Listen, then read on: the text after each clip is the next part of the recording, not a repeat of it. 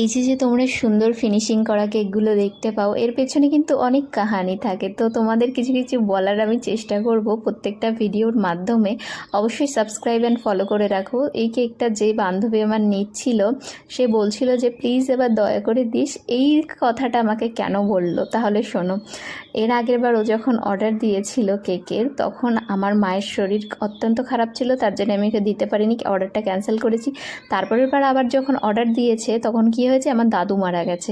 এবার ও বলছে যে তোর হাতের কেকই মনে হয় আমার খাওয়া হবে না। সেই জন্যে আমি কালকে আমাদের এখানে ঝড় হয়েছিল, কারেন্ট ছিল না, কিন্তু তার মধ্যেও আমি কিভাবে যে কেকটা করেছি একমাত্র আমিই জানি। অল্প একটু কারেন্ট এসেছিলো, তার মধ্যে একটু কড়া, আবার একটু কড়া, এইভাবে করে করে রেখেছি।